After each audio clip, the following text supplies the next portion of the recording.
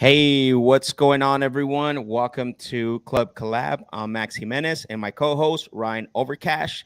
What's up, everyone? Hopefully, you guys are doing good tonight, and I'm very excited for today's show. Ryan, what do you think, bro? Yeah, I think we super have a excited. we have a very special guest that I've known for a very long time, Eric Sage. Super excited that he accepted to be on the show. While you guys are hopping on, drop some fire emojis. Again, I want to remind you, this is a live show. So what that means is that we want you to ask your questions. We want you to basically bring your questions, your comments. Man, I'm already seeing a couple people have dropped their questions already. That's amazing. Thank you. So we got Walter on right now. Says, "Yo, Maximilian, let's get this party started." Ryan in the house, Anthony, what's going on? And I'm gonna start the questions that you guys got, so we can get have Eric answer those questions for you. But before I bring Eric on, we do have an announcement. A couple things I want to make an announcement on is we do have the 30-day deal challenge. If you have not registered yet for the 30-day deal challenge, there is a link below. I want you guys to go on there. We're going to close out the submission form Thursday. Thursday is going to be the last day. We've got probably close to 100 people already, but we're only going to be selecting 5 of you. So make sure that that if you are interested in joining us on the 30-day deal challenge, what it is going to be is we're going to help you to whether if you're trying to get your first deal, or if you're looking to get your second deal and you're struggling, we're going to help you in the 5 phases, right, of getting the deal to the finish line, which is prospect generation, follow-up, acquisitions, dispositions, and transaction coordination. So pretty much we're going to be holding your hand. Now, unfortunately, we can't work with everybody, and so that's why we're only going to select 5 of you to be part of that. And that way, you guys can work alongside with us when we're Ryan and myself, and we're looking forward to doing that. And then also, Ryan, you want to make an announcement of how they can collab with us? Obviously, this is Club Collab. Do you want to let them know how, if they have a deal that they need help on? Yeah, absolutely, guys. You can reach us multiple ways. Deals at phoenixinvesthub.net is an email. We also have a form on both of our profiles on IG. So that's at Real Ryan Overcash. There's a link in the bio. Click on that link, fill it out, and that'll go directly to me. And Max has the same link on his profile as well, because he's back. Yes, I'm back. I got my IG back. I was suspended for 2 weeks. I don't know why. Somebody reported my profile, basically saying that I was pretending to be someone else. Again, I want to remind you, this is a live show. Let us know where you're tuning in from. We like for you to ask all your questions. Again, today we're talking everything creative. Eric Sage has been doing this since 2004. He started doing creative. He's I call him a genius. I know he doesn't like to pump himself up, but I'm going to do it for him. So because I believe, when he's in the masterminds, and, when he's asking questions and he's generally sharing information, like he's a beast, and he brings the game, and nothing holds nothing back. One thing I do want to ask is that, share this with someone that wants to learn more about creative. Share this with somebody that you believe would benefit from this. And without further ado, I'm going to bring Eric on with us, so that way we can bring him in and have him chat. What's up, Eric? How's it going? He's on mute. I think, yeah, let me All take right. him on. There we go. He's here. Hey, what's happening? Not much, man. These live situations get tricky sometimes. I think I like muted creative. myself. You did, yeah. Kind of like creative deals, right? That's right. That's right. Cool, man. Well, Eric, thank you for being on the show today. We're letting a couple people jump on. I want to, before we dive into like the meat of this and everything, tell us a little bit about yourself, Eric. Where you from? Obviously you've already shared with me how long you've been investing, and then what is your main source of a business, for in real estate? Oh, cool. Well, thank you guys for Of course. allowing me to be on the Collab Lab. This is sweet. We've known each other for a long time, and Yep. you guys are the masters of finding deals. And so I've kind of been there myself. I've had big operations, small operations. I've cycled through it, but I'm from Phoenix, Arizona. I actually live in Scottsdale area. I've been here for a long time. Background, went to University of Arizona, played a little golf, turned pro Nice. and tried to be a professional golfer for a few years. And I think, who was I talking to the other day about it? I said, well, I had to retire when it was because I wasn't making enough money. It wasn't because I didn't want to. But actually a pro athlete and traveling all over the country, living out of your suitcase for years. I appreciate those guys. You know, you see about all these guys making all this money and doing all this stuff, but the travel honestly was not for me. Like I like to be home. I like to I've traveled all over the world. And I made it back to Arizona, where I really love it. I can be on the water in an hour or a few hours of a drive. If I fly, it's an hour or so, and if I drive, it's a little bit longer. Then I can be up in the pines. So I love Phoenix. I love our market. Yep. So, but that's that. So I've been buying and selling real estate since 2004. And when you said creative, that was my very, very first deal that ever. Wow. That's not true. I bought my very first investment property from my friend who's a realtor. I paid full price. My other friend was a realtor. Was the buying agent and the listing agent. They both made all this commission. I paid full price and broke even on my rent for a few years, and actually made money because of the appreciation, not because of the cash flow. So I don't do that anymore. You know, I want to talk a little bit about that, because I think that is an interesting scenario. A lot of people get into that, right? Like I've heard that so many times. When you buy your first deal, you don't actually cash flow in your first year. I think with talking about creative, so I want to hit on that. One of the things that intrigues me about you is, man, you got, because of all this experience that you had, man, you got all this knowledge. I didn't know you were a pro golfer, by the way. That's awesome to hear that. How long did you do that for? So I played professional golf for 3 years. And it was really funny. So I averaged about 40 to 50,000 a year playing the mini tours and trying to make the PGA Tour and all that stuff. Never made it. Never got through it onto the PGA Tour, but I spent about 75,000 a year. So I was like a horse, right? I was a loser until I got to the big show. And what's interesting about golf. I relate golf and business the same. There's a lot of luck involved with a lot of things that you do, where you are and what happens in your life. And a lot of times my timing was just, I really truly believed I was really good enough to make it. Yeah.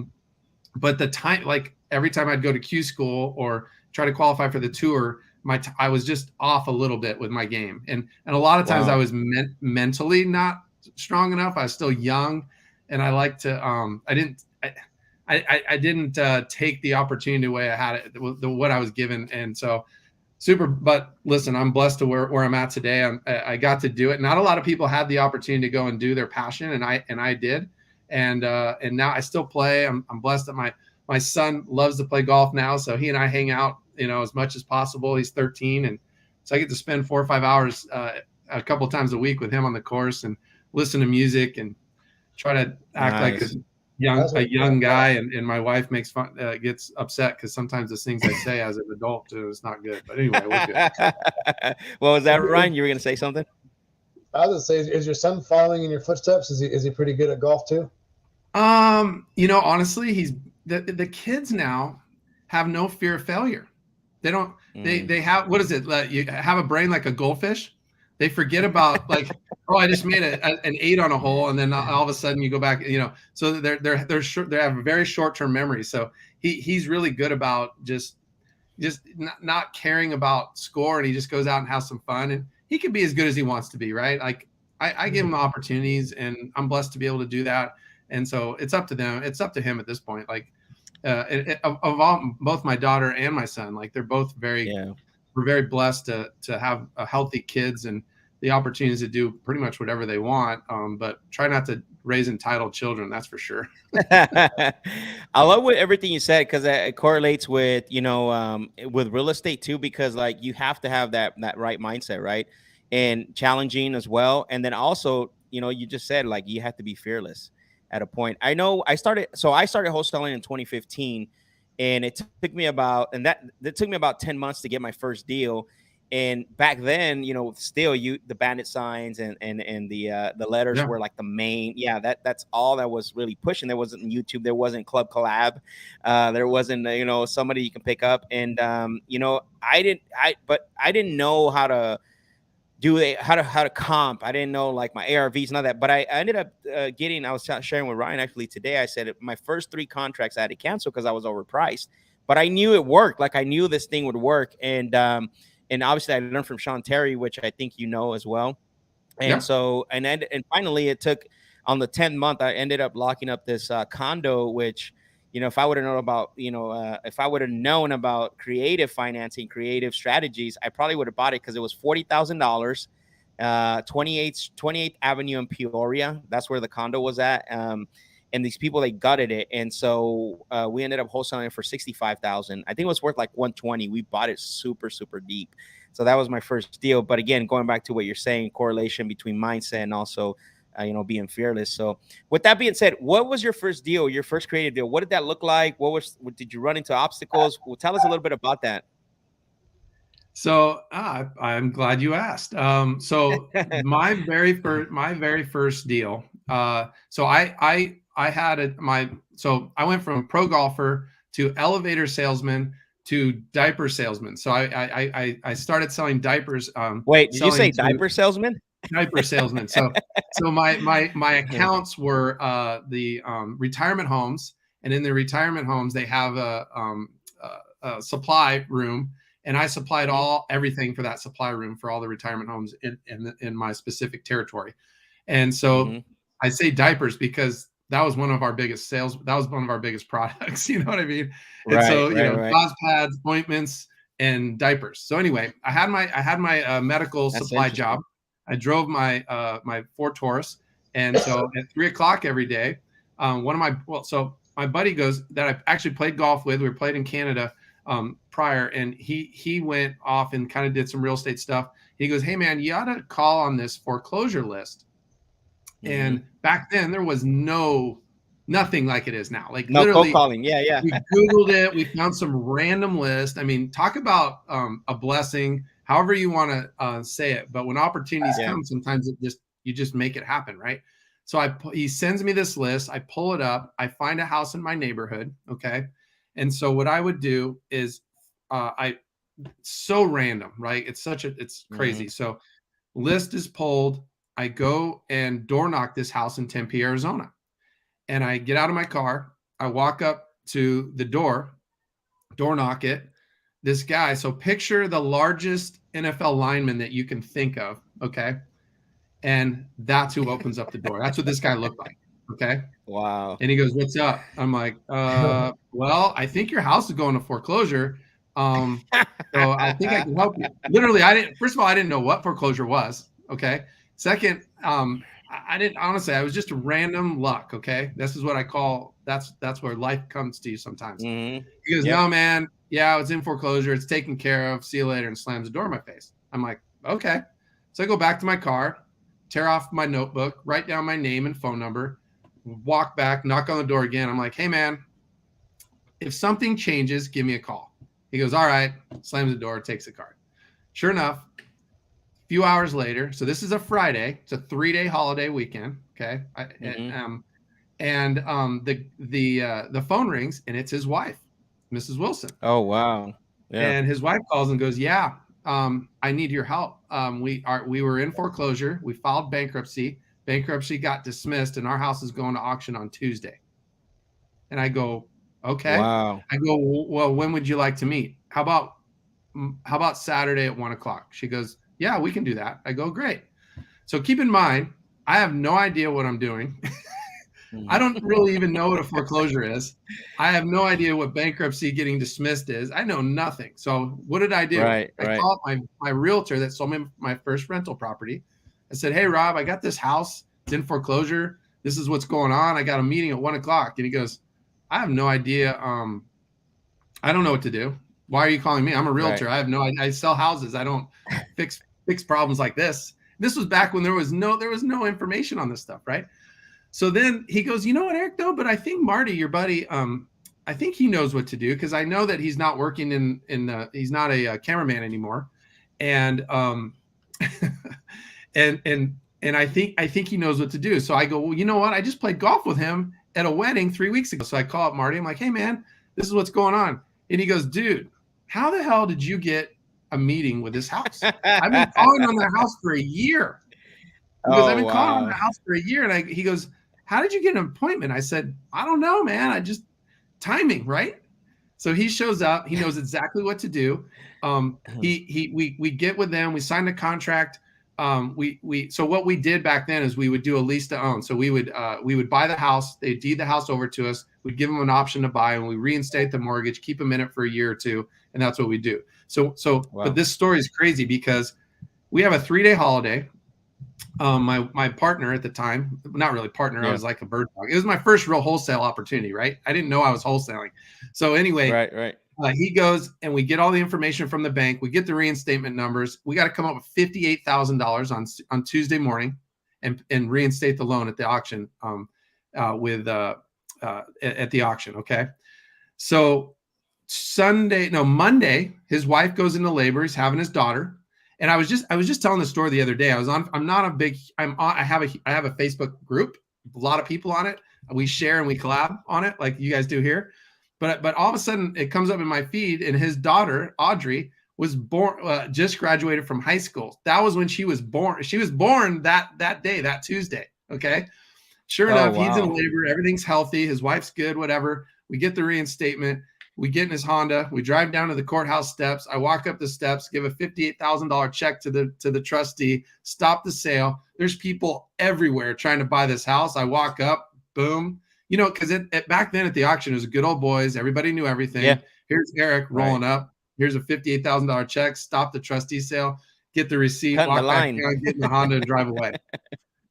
Okay? That's crazy. That's my first deal. Now, here's the best part of this whole story.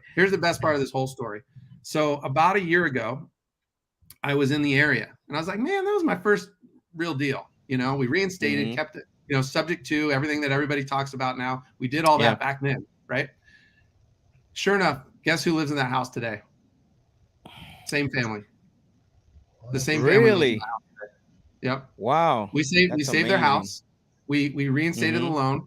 We helped them get out of their issue. We solved their problem. We sold the house back when their credit got fixed. And they're still living in that house today, that family. And that poor guy, he actually did play for the Cardinals.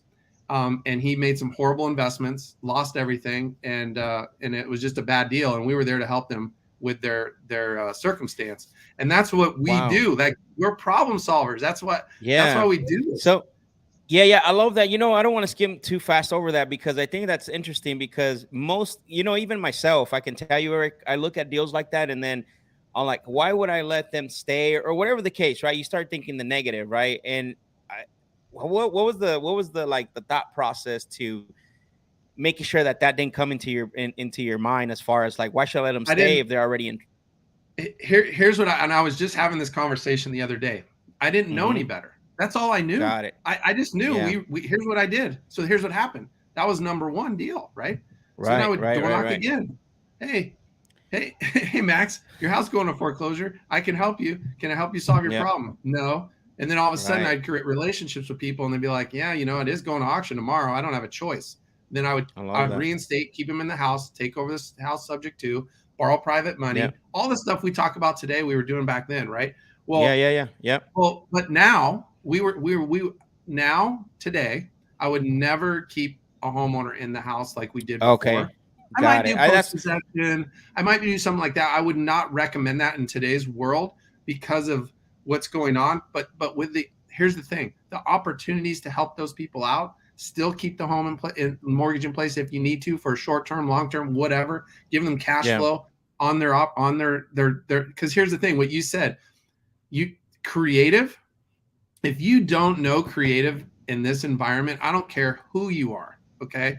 Right. The assets the fixed mortgages that are in our market right now are the biggest assets in any investment right now, in my opinion, because guess what? They're fixed.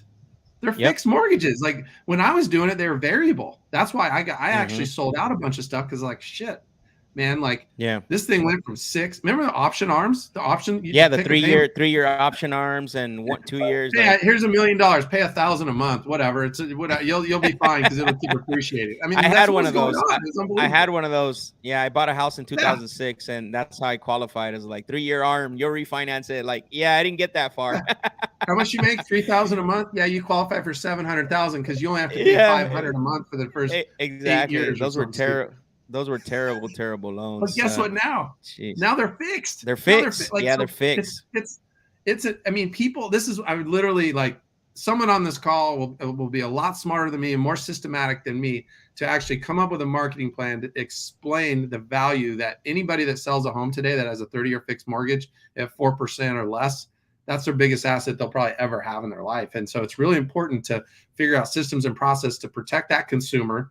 If you sell on terms like I do, because I don't like being a landlord, for God's sakes. Correct. And have the opportunity to make that all work systematically the right way to protect everyone involved. Yeah. I mean, that's the opportunity. I like that. Into that, I want to get into that today, a little bit with you on the show a little later, because what I was telling everybody on Instagram today, and I've been telling this everybody talking about this, is that there's some stuff that probably they haven't heard, like how creative you get, not only on the buy side, but also on the sell side, right? I mean, what's one thing, and Ryan, you could probably attest to this because you're at the masterminds, is how much you talk about the exit side, where people are talking about like the buy side for the most part. But so you got your first deal. So it's interesting, right? Because you didn't know better. You let them stay. Did the payment go higher? Did it stay the same? What did that look like? I mean, when you got that? So here was the best part. I remember. I never forget my first deal. Never, like, because it changed my life. It changed my life. Right. Like, that's awesome. I remember my first wholesale deal, and I remember my first deal. It changed my life. It changed my family's life. I mean, I literally haven't worked for anybody else, other than my wife since 2004. You know, like, it's been great. So anyway, back to so yes, it had a variable rate. Yes, there was some things that went on there that are different now. There was so much equity in this property that you couldn't, like, I was buying houses subject to, because here and taking over people's payments and doing foreclosure bailouts. Because guess what happens? People put their head in the sand, and they would rather talk to a stranger than talk to they'd rather talk to a stranger than talk to a family member to help them out. You know what I mean? Right. So right. No, that makes sense. That's what and then I would come along and do it. I mean, I bought houses for $250 that were worth $1.2 million back in the day. But I had a system and a process, and I wasn't equity. There's a lot of people did what I did. They fully intended to equity strip the consumer. 100% they did. I did not do that. I didn't need to do that. I can just do another deal. What you're saying. Yeah. That's crazy. Can you explain just a little bit about the equity strip, just so people understand that? Yeah. So, okay. So let's say someone owns a house, they owe $100,000. It's worth $300,000. They're willing to let you come in and bail them out of their foreclosure issue. Here's a perfect example. I had a guy that was older guy. He owned his house free and clear for years and years and years. And then his kids needed some money. So they convinced him to go get a loan. And they said, we'll make your payments, Dad, while you, and then we'll make the payments and pay it off. And so guess what they did? They took the money and never made a payment. He went into foreclosure. So I came in and bailed him out, kept him in the house, worked out a plan. But what happened is, let's just say that house was worth $300,000. They'd set him up for failure by making the payments so high. They'd make a few payments, go into default, and they would just evict him rather foreclose on him. That was not the business I was in. I didn't need to do that. So, but that makes sense. But the opportunities are a lot different now than they were then because of the variable rates and all this other stuff. And just all the knowledge that I have now, that the way I would structure these opportunities. Right. No, that's amazing. I like that, what you said. And it's crazy because some people will do that. I mean, try to go and they won't even make the payment, which is crazy. So it looks like we have a couple questions coming in here. Let's see. I'm going to go back here. So Walter says, on a creative deal, if the seller has no pain but is open to going creative, he wants market value. My question is, assigning the deal and finding a buyer wants minimum cash flow to make it work. Let me see. Let me get that second part. My question is, assigning the deal and finding a buyer. What's the minimum cash flow to make that deal work? Did you want to touch on For that? me, it's personal, right? $100 Yeah. a month might be good for one person. 500 might be another. I was just looking at a deal right now that I'm actually getting paid off on a sub-2 deal I did 5 years ago. I've been making $870 a month net cash flow on that deal for like the last almost 60 months. I mean, that's a pretty nice little return, right? Yeah. Plus the down payment I got. So on a deal like that, so on a creative deal, if the seller has no pain but is open to creative, he wants market value. Okay, so here's the deal. So when you say creative, let's say the seller has no debt. Sure, I'll give you market value. It's either price or terms, right? Yep. It's price or terms. So what price do you want? I'll give you a payment and a term that makes sense to me. So if you're like, hey, it's $100,000, the house is worth. I'm using just. I don't think there's $100,000 houses anymore. That's not true. In our market. Just So, more like 400,000. Yeah, whatever. But it has to go with what's market rent. What can I seller finance it for if I'm going to exit out on seller financing, which is what I would typically do. And what payment does that seller want for how long? And then you plug yourself in on how much cash flow you want to make. That's it. Yeah. Yeah, because I think the where this question comes from, Eric, just to add to that, I think the belief of the general $300 rule, right? I don't know if you can explain to me where that came from, because I don't understand, right? Everybody, if I can cash flow $300, and I don't think people understand the meaning of that. And I wanted to ask you specifically on the show because I think you have a perspective on that. Can you elaborate? Can you talk a little bit about that? Go ahead. So people always ask me, what's your favorite book? I don't read a lot of books. I listen to a ton of podcasts, and I love real estate. I love business. I love just growing, right? That's kind of my, it's really actually sad because people will look at my phone and be like, what's your playlist? And I'm like, I don't know. I probably listen to podcasts. It's called Buying with Zero Down. Yeah. That's my playlist. So let's think about the turnkey rental model. Okay. Use $200,000. You got to put 20% down. That's $40,000. And that 40,000, you put that down, you go rent it, you make $300 a month cash flow. Okay. How long does it take to get your dang $40,000 back at $300 a month? Oh man. Yeah. I mean, a lot, right? It's a long time. Yeah. And back in the day, you could that's put like 10, that's probably like 15, no, more than 15 years probably. Well, let's be really conservative and say it's $500 a month cash flow on that. Take you 80 months. Okay. That's almost 7 years to get your money back. Yes, there's appreciation, maybe. Yes, there's depreciation and tax benefits. So that fits in line. But for me, like, I love the $300 number because that adds up. Right. You know, I just had a conversation with a wholesaler the other day. He's like, well, we're only going to make $300. I go, yeah, but do 100 of those things. That's 30,000 a month. That makes a lot of sense to me. It's me, $20,000 wholesale fee, or $300 a month for the next, you guys know what I do. So cash now, cash flow, cash later. So I get to go, I get all of it. I get cash now, cash flow, and cash later, and I don't have to manage the dang houses. So the $300 cash flow question, to me, it's all about risk, how long it takes me to get my initial investment back. It has to do with the asset. It has to do with the borrower. There's a lot of scenarios there. But I will say, got it. How many $300 a month will get you free from your job? Oh yeah, no, 100%. I think you're right about that. I was more curious, like I wasn't approaching the question as in regards to is $300 really enough or anything like that. I was just more of, because for some reason that's the general rule of thumb, right? If it doesn't cash flow 300, if it only cash flows 150, it's not a deal. But I think what the point that people miss is that what if you have 20 of those, or maybe, whatever the case, like you just said, you wouldn't take the $150 that you cash flow a month. I don't know if you would do that deal, Eric. It depends on how much work. It depends on where the property is, how much work I have to do. Equity and all that. I mean, I'm doing a deal right now where I partnered with a guy in Kansas City. I own the house, so free and clear. I gave him the house. He went and renovated it. We sold it on terms. I'm getting, we're going to refinance it, we're going to make $600 a month, plus about $25,000 on the down payment, and so whatever and so we're going to make, and so So that I'm going to make 300 a month on that. So I get all my money. I have no cost now at in this deal, and I'm going to make 300 a month. So the opportunity. Yeah. So I was thinking about it today. Like I looked at a deal. Who were we? I was talking to someone today.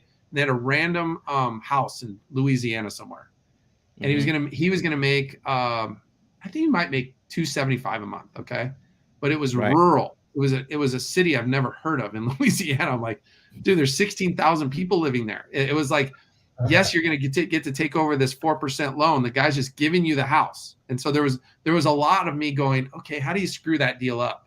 Well, it's really not how you screw it up, but what's the risk? Like, I'm taking over somebody's payment. I'm on the hook for that payment. And so if I'm unable to sell it, if it gets trashed, if there, what are the risks there? Okay. And how can I exit? Or because of where we're at in our market, there's way more opportunities now than ever. Like the hedge funds, are the hedge funds gone? Have they slowed down? Are they changing their criteria now to what happened in the past, which is 75% of value minus repairs, minus this, minus that. All of a sudden you're at 65 cents on the dollar. Is that happening now? Yes, it is, right? Oh, 100%. Yeah. No, 100%. So why not go and buy in a market where you can, for me, go buy in a market where you can and actually acquire at a better price than going off to these random locations. That's just me personally. I'm not saying those random locations are bad, because I own in those markets and I do really, really well. But the market's changed, man. I think there's opportunities in these other markets again. One thing is interesting you say about that, because like we look at deals and Ryan, we wholesale deals in certain areas, or they'll bring us deals. They'll bring us deals and we look at it and we're like, man, there's only 5 buyers here, or there's only been 5, cash transactions. And what I tell everybody is like, even if you were to, if your exit strategy is only wholesale, then it wouldn't be it's not a good deal. But for you, I mean, when you're looking at these, even for me now, obviously looking at these to see how I can get them for free and keep them. But also there's other factors. I think, what are some top three things that you would look at if you are running into deals in that market, when someone brings you a deal from in those markets where it's not like a good wholesale, but kind of like a rule, here's what I'm doing. I'm going to Mr. Seller and saying, hey, Mr. Seller, here's what I can do and how I'm going to do it. And I don't want a rental property in Rando, Louisiana. Okay. I'm not discriminating against Louisiana. I'm just discriminating against the size of the city and how far it is from a big market. Okay.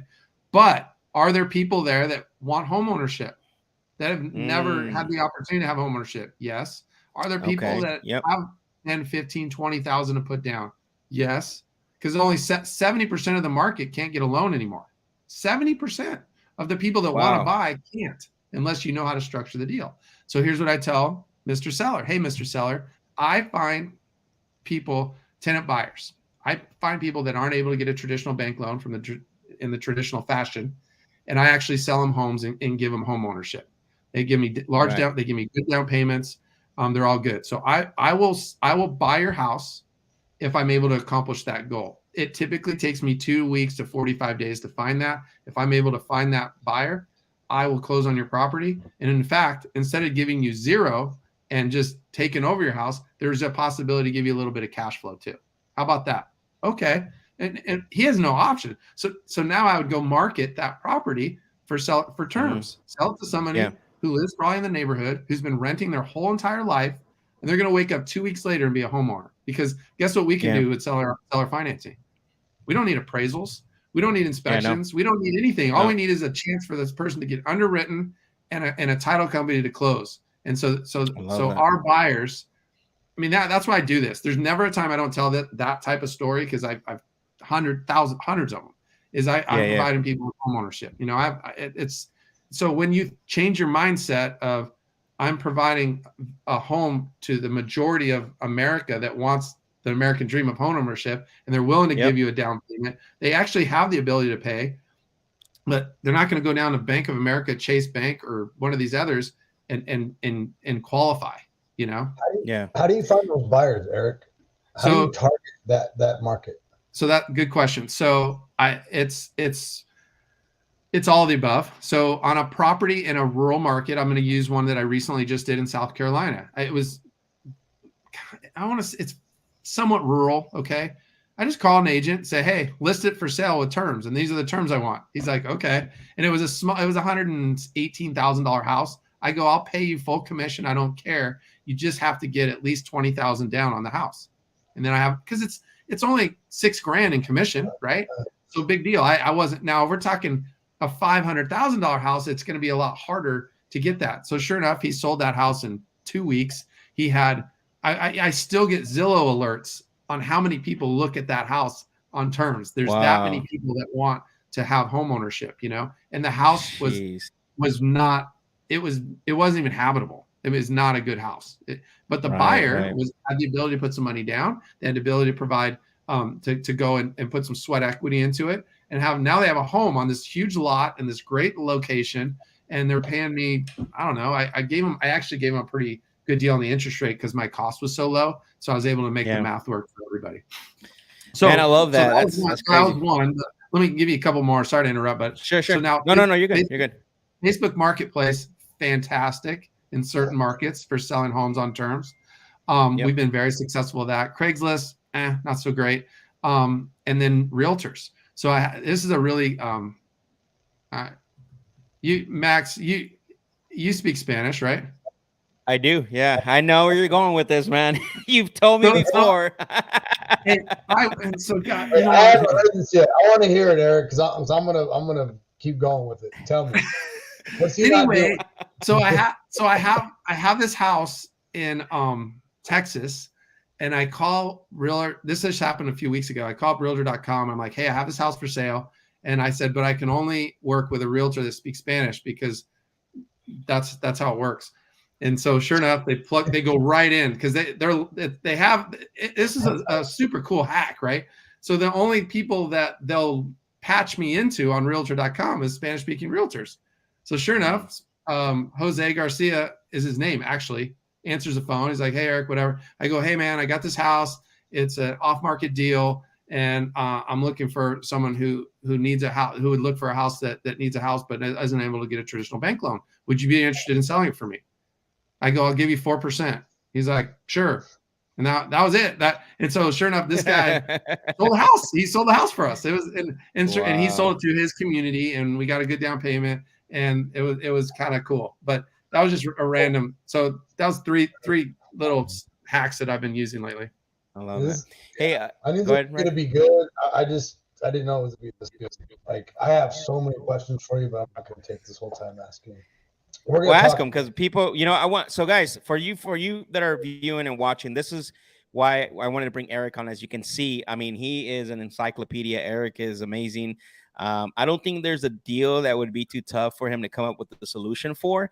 That's why I wanted to be on the show, because I asked everyone, bring your questions, deals that you have, because Eric will analyze the deal here for you guys. And I think Anthony has a follow-up question for you. He says, Eric, please explain when you say you don't have to manage the house property when you do your creative deals, not being a landlord. So I'm a lien lord, not a landlord. So another creative thing. No, just kidding. Yeah. So I'm a lien lord. So that's why we created Be the Bank Blueprint. Yeah, Be the Bank Blueprint. So anyway, and you guys can hop into our Facebook group and when you guys get a chance or whatever. But anyway, cool. So why do I say that? So when I sell houses on terms, so think about it. When was the last time? And if you're on this call and you own a house and you have a mortgage, okay. When was the last time you called your lender? Never. Like, the only time I call my lender is ask for more money. That's, hey, can you add to my line of credit? You're not calling them for roof and plumbing and your trees that need to be trimmed. And I mean, I just spent $3,000 trimming my damn trees yesterday. I mean, really, like, none of that happens. Like, so all my houses that I own that I'm the landlord on, I got roach issues. I've got trees and anything you can think of. That's my problem, right? Not my tenant's problem. So I've decided that's why I changed my entire business plan. And Nick and I have the same saying. It's like, I'll just do the depreciation, appreciation, So here's the thing. You got taxes, insurance, maintenance, repairs, vacancies, everything that you think that you have in the BRRRR model, that actually, when you rent, those are your expenses. So guess what happens when I sell a house on terms? Guess who gets all those expenses passed on to them? The buyer, the borrower. Yeah. The buyer does. The borrower so now I does. have a very fixed. Here's a really cool example. Yesterday I was on with a guy from Houston. He owns 50. He owns a lot of properties, but he had two pools of assets that he had, and he makes $25,000 a month. Okay, in net cash flow. That's after everything. Okay, he's the landlord. So he goes to me, he goes, Eric, I did some math and I took away the taxes in Texas are huge for property taxes. Insurance is a disaster because Houston has flooding. He went through all these expenses. He goes, if I just do what you're teaching me, which is sell all the houses on terms, I'll make $70,000 a month. Ooh. Wow. $70,000 a month net. With no expenses, Eric? That's with leverage, but Yeah. Can you break that down? I'm what slow. That looks like? That's $45,000 more a month. I'm like, That's insane. That's man. that's $500,000 in cash flow he's leaving on the table by being a landlord. So tell me, is appreciation and depreciation? Yes, yes, you have to pay income tax on that. But guess what we do? Right. We single family home we sell on terms on single family home, okay, and we become the lender. And then when I want depreciation, I just go buy apartment buildings. Yep. So that's how I offset my taxes. Got it. And I'm not Ryan, a CPA or an attorney, so don't hold me. Right. This is just for entertainment purposes only. Ryan, you were gonna say something?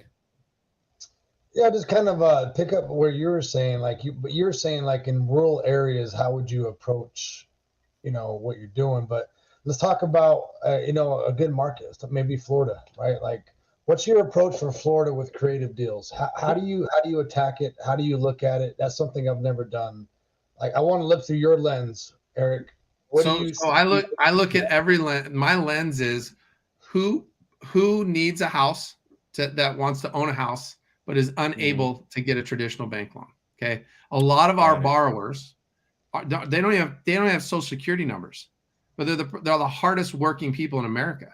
Okay, and I'm not profiling anyone. You guys can use your own imagination on who these. No, I get it. Right. Is.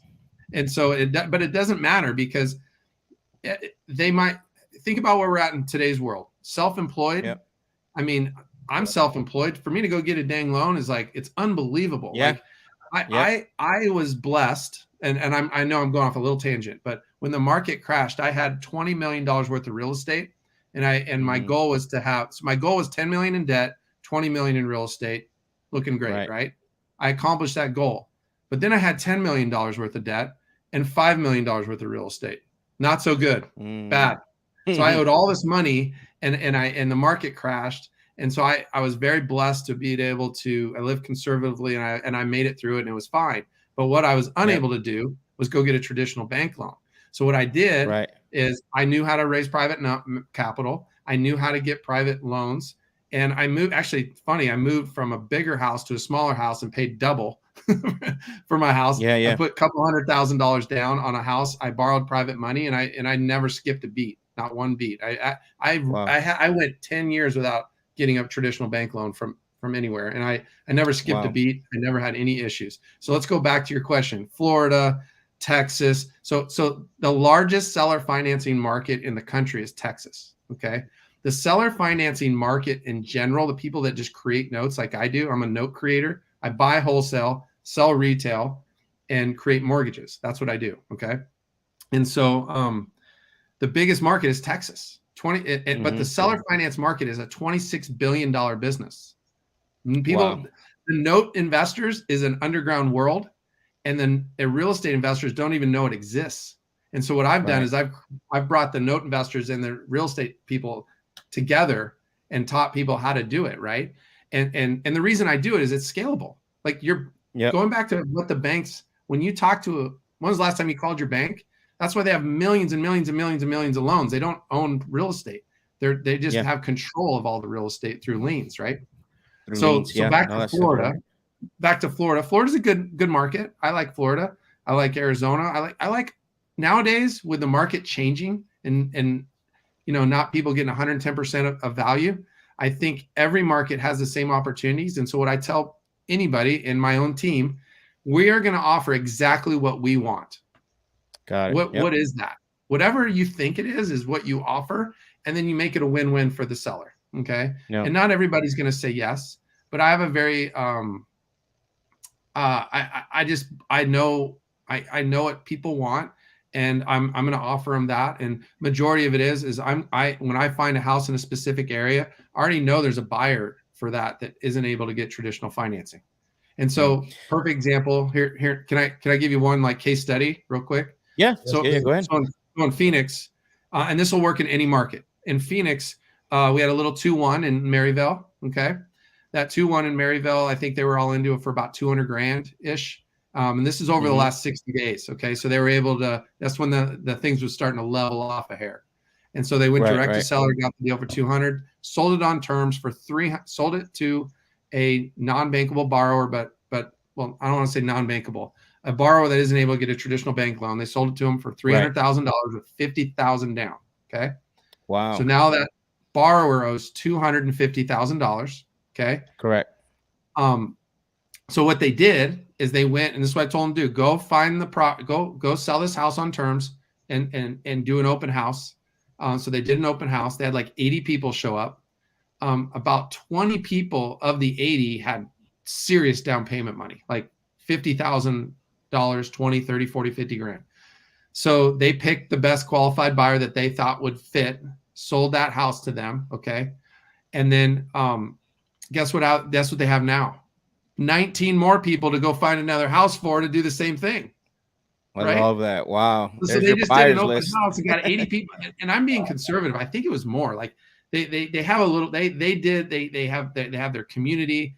They had all this stuff. So now they have 19 more people to go. So now what are they going to do? Go find a bunch of 2-1s in Maryville and provide value to their community and sell these houses. And guess what? I'm the buyer. I bought their note.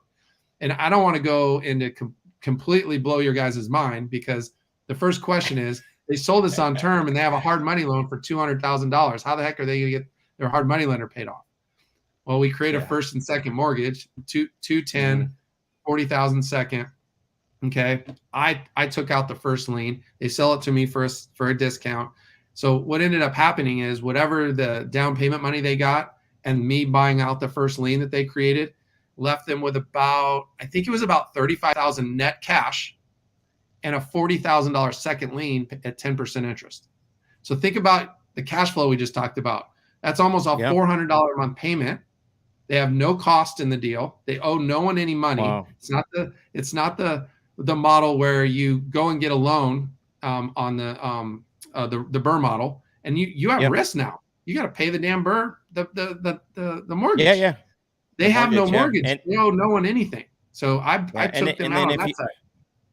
Yeah, and if the BRRRR, if you're when you're refinancing you let's say, because I think you can only do 80 or 90 depending on the lender, a cash out, right? Refi on the BRRRR model. Yeah. Well, here's the best part. They just made 35,000 cash. In fact, I think they made a little bit more. I'm just being conservative, and they got a $40,000 second lien. That's their cash flow. So that's their net cash flow. And guess what? That if they ever refinance or whatever, they're going to get a lump sum payout on that second lien that they have. Yeah. So that's where the second lien on it. So how many flips? So that flip, they might have made that flip. They would have made about the same amount of money on the flip, but now they have a $40,000 second lien paying them for as long as. And most of our loans last about. We do 30-year terms, but they go out about 10 years, and they're going to go out longer because that buyer. This is the best part about that buyer. He literally showed up the next day at their office with $50,000 in a bag. He was like, here's my down payment. They're like, whoa, easy. Wow. Take it easy. Whoa. You got to get you qualified. Give it 10,000. We'll take 10,000 and we'll put that into escrow, and we'll make sure. And then the guy that had that down payment literally was in tears. He's worked his whole life to have home ownership. Wow, that's amazing. So that's like, if you want to talk about my purpose, it's like how many. My goal is to help 1,000 people have home ownership that isn't able to traditionally be able to do it. But I can't do it alone. I'm going to do it through people like you and sharing my story. Yeah. Do you have a count on that? How many people you're at on that? Well, I mean, Nick and I alone have done over 1,000 of these things in the past 10 Right. years. So a Wow. lot. That's crazy, man. This is just Yeah. like a new thing. I'm like, I mean, I just, I know I can do So more. instead of making you're actually giving people the dream of home ownership that wouldn't be able to maybe potentially never be able to do it. 100%. I 100%. like that. And guess I like what? that. It goes back to what I was saying. You're marketing to a market. The majority of people rent because they have to, not because they want to, or they rent because they don't know there's another option. You know what I mean? And it's not like we're charging these people 20% interest or anything, and we're selling the houses for more than market value. We're selling it for, the last deal we just did, the guy's been renting for $1,700. I think his ownership, because we added taxes, is $2,000. Is he willing to pay $2,000 to have a home ownership for the next 30 years? What's the cost of the landlord going, well, you got to move out and I'm raising rents? Or what's the cost of moving every 2 years? I mean, it's not even worth the time to talk about it. And so that's my goal, is to share my story with guys like you guys that they're direct to seller. I mean, if you're direct to seller with your technique, you can't lose in this deal. It's impossible. I like that. And you approach it with a different mindset too. I think I think you just said it right. That's when you start to get better at solving problems. What I see a lot too, like that's one thing that I see a lot. I have a saying that, a lot of people who approach a deal is they get into convincing mode and basically try to convince a seller to sell them the property without having any other solutions. So my idea, my saying is like, don't be in convincing mode. Get into sifting mode, figure out if this is a person that you can solve a problem for, and get out of that box, right?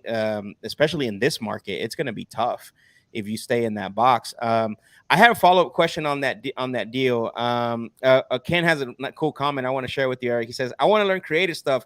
Wholesaling is cool, but this is what I want to learn. So you're blowing their minds right now, Eric.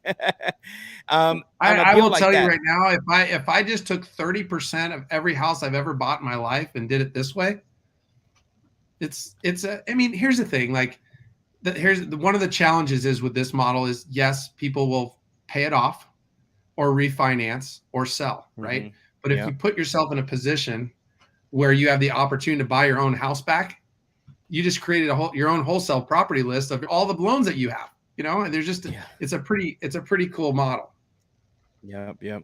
Yeah. A question for you on a deal like the one you were saying earlier that you were the buyer that put down $50K. What did the buy side? Because obviously we have a lot of people that go direct to market. They're marketing for sellers. They're talking to sellers. So what did that look like on the buy side so everybody can hear you if you have an insight on that?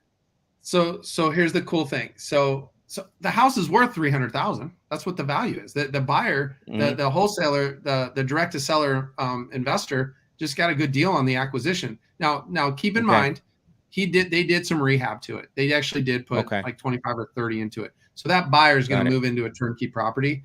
I don't do rehabs. I do not do rehabs. Like if it's a $40,000 rehab, well, you know this, on a $40,000 rehab.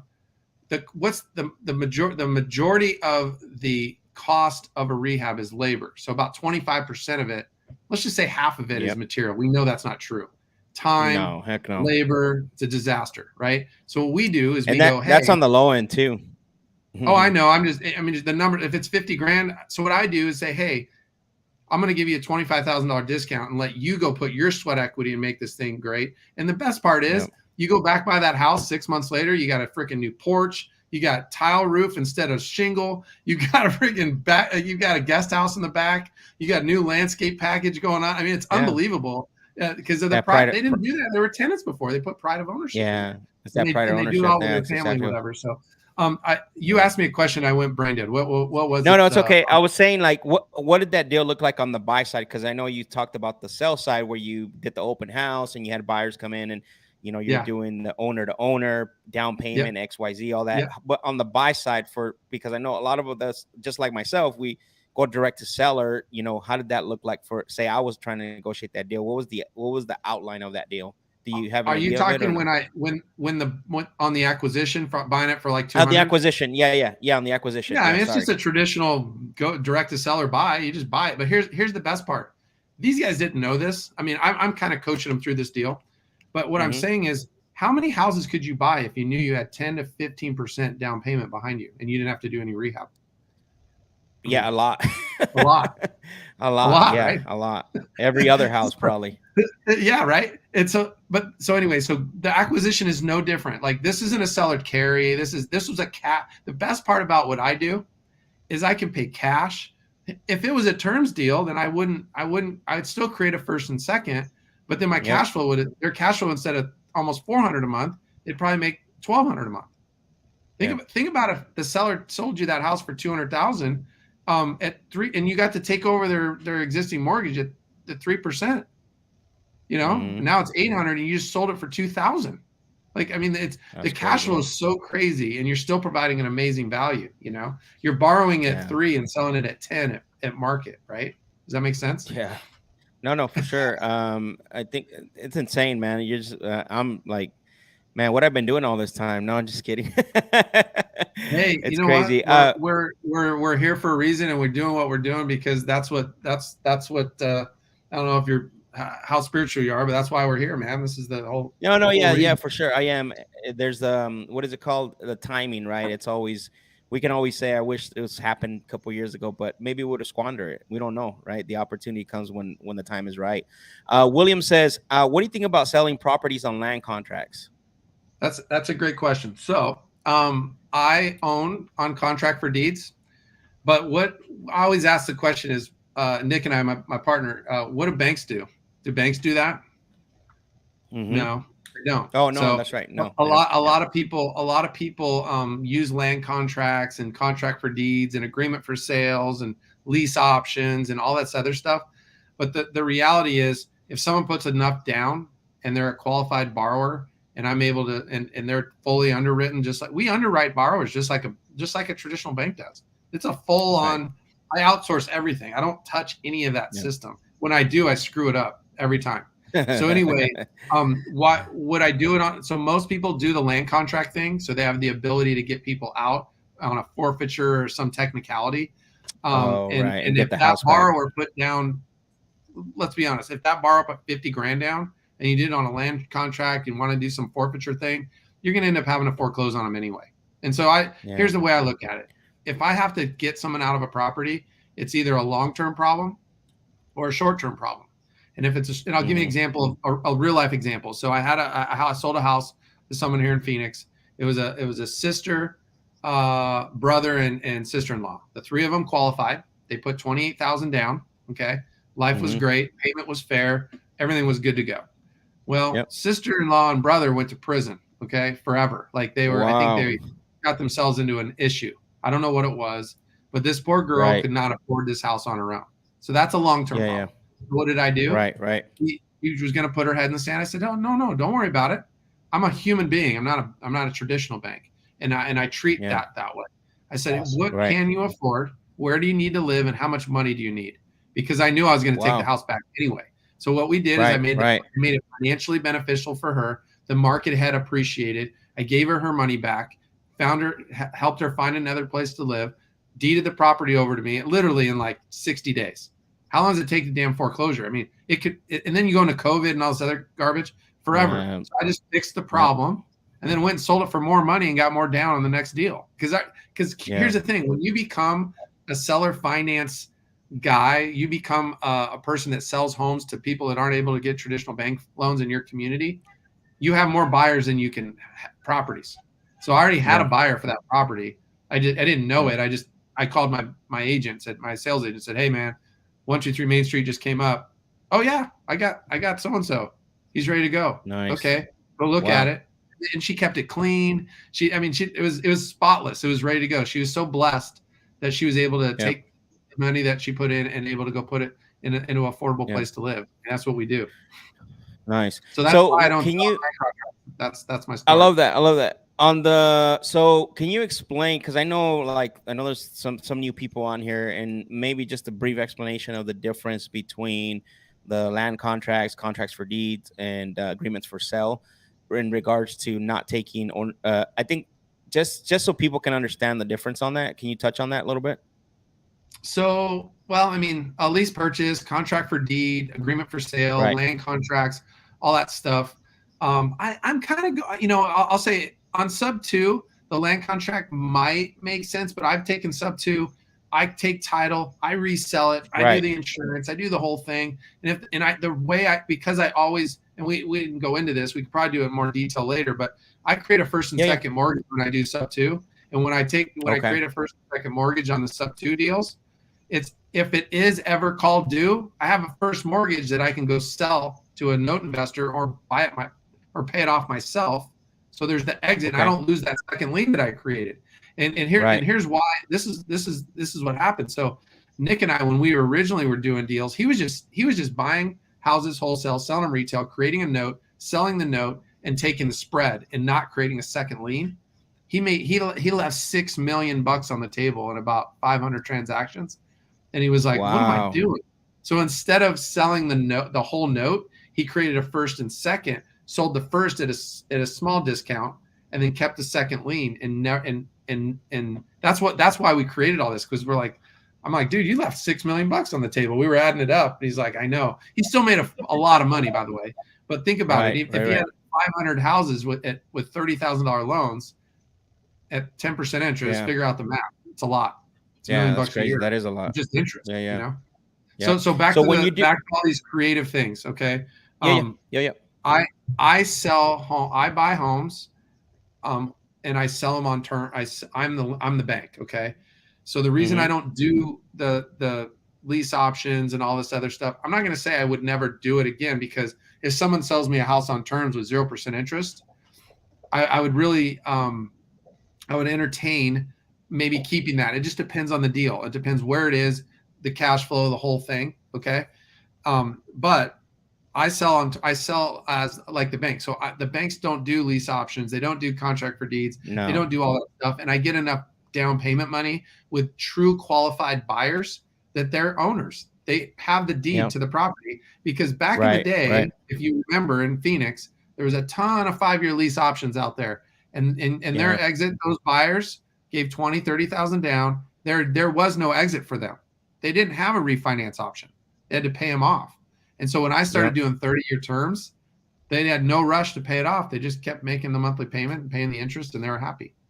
So that's why I Yeah. don't do those. Awesome. Awesome. Good. That's a good explanation. Ryan, did you have a question on that, or? No, just I think this is absolute blessing, man, to have you on the show, and this how you are, how you treat your business, man. That's just it's inspirational. I love it. That's the type of person I am. I know Max is similar as well, but I just want to call it out, man, in front of our some of our audience here, that your approach is awesome, dude. Like I can't say I've ever heard anyone speak the way that you do, and how much you care Yeah. about people you're helping. Yep. Well, it's and interesting I to hear care that about our perspective. community too. I care about the real estate investors that are out there. I mean, I talk to a lot of real estate investors, a lot of realtors, a lot of fix and flippers, a lot of wholesalers, landlords, and they're like, here's why I stopped doing it the old way. Is I had to wake up. You guys do it. I wake up every Monday. I got to go through my KPIs. How many contracts did I get? How many houses are under contract? How many closings do we have? How much money do I have to spend on marketing? All this stuff. And there's nothing wrong with that, because I'm still a proponent of doing all that stuff. I'm just another tool in the toolbox of when the opportunity comes, like this one I told you for 200,000, selling for 300, get the fit. Yep. Now that you know it's the tools in there, you're Yep. thinking differently on that acquisition versus a $10,000 wholesale fee, right? Yeah. Of I mean, course. we have so many deals that we've done where the wholesaler made $7 or $8 grand, net, but we got 20,000 from the down payment, and then we're making 500 a month on the cash flow on the second lien, right? Like Yeah. the key is that whoever you guys are listening on this, go look at an amortization schedule and plug in 50,000 or 40,000 on a 30-year amortization, and look at what's owed to you in 10 years, and you'll be shocked. I just went through this today because someone asked me, why not do a 40-year loan? Because apparently FHA in June started doing 40-year loans. And I'm like, I would never do that. I would never do that. That's stupid. I'm like, no, we do 30 years or shorter, and we wouldn't want to go out that long. So then I'm like, well, Right. let me think about this. So I put in my amortization schedule. I'm like, holy crap, like a $200,000 loan on a 40-year term pays out $198,000 in 10 years and only pays down the balance by 7. It was like a $20,000 difference between a 30-year AM and a 40-year AM. So why do you think FHA wants to do? Yeah. Oh yeah, 100%. What is the interest rate on that outcome? So I just so here's the deal. I look at affordability. So we use 10% as kind of a round number. That's what we charge. So when we buy wholesale, sell retail, we get our 10% down minimum, and we charge 10%. But we also look at what are the rents in the area. You know, what are the rents in the area? What are the what's the affordability? You know, and what would someone pay to have home ownership that wouldn't traditionally? I mean, we just ran into one the other day. You guys will like this story, and you'll use this because they're looking at, one of the guys in our group is looking at all the homes listed for sale at 300,000 and under in a market in Florida. I forget where it was, that are tenant occupied. So he's finding them on MLS, tenant occupied, finds the tenant, because now you can find anybody, and says, hey, Mr. Tenant, I'm going to buy this house. Do you want to, I'm going to sell it to you. And they're like, well, I can't get a loan or I would have done it. Well, I'll lend you the money. How much you got down? Well, I could put 50,000 down. Okay. So now he's got the buyer in the dang house that he's going to go buy and sell or finance back to him. He doesn't even have to do anything. He probably doesn't have to leave his house. That's crazy. I like that. That's crazy. Isn't that cool? That's insane. Like you wouldn't be able that is cool. Be able to do that over the last 6 months with all this hedge fund stuff happening. But now, and here's the best part. So then he's going to go back to the seller and say, hey man, you're going to pay a pretty dang big capital gain scenario here. So rather go and get hard money and doing all this stuff, hey, why don't I give you a little now and a little later, and I'll show you how to not pay any taxes on that gain. Okay. You know, so there's all this like cool stuff that you can do, you know? Yeah. No, that's awesome, man. I think, again, it's stuff that you don't, and again, I think it's mainly missing information, but I love how you can get so creative. Talking about the interest rate and what you charge for, what I like Mateo's question is, what's the max interest rate you can legally charge when selling on creative terms? So it's APOR plus 6.5%. So what happened to interest rates? Wow. We can charge shit. We can go up to 12 or whatever. Now we stick to affordability. We have no. Let me jump back a little bit. Every state has their own rules on how much you can charge an interest for usury laws, right? So like Pennsylvania, I own in Pennsylvania. I think it was like 7.5%. Every market has its own usury laws, but it's basically I think it's APOR.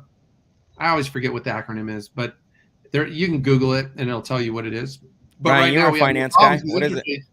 Interest rate just went up. The interest rates just went up. So we can pretty much charge whatever. We're not going to charge someone 15% interest when they can't. It has to fit the affordability factor for me. And now we plug that in. Right. There's still the qualification process. It's not like you can get like, you know, I'm going to charge 12%, 15%, but nobody can afford it. And that's why you look at rents and you look at the location and all that, I believe, right? But Max, when you started in 2015, how many people, and we'll just use Maryville as an example, bought homes and were paying 18% interest? A lot. They're still out there. I think you could probably go find the hard money lenders that still have they're getting 18% interest on these houses, but they also only paid 50 grand, 60 grand, 70 grand.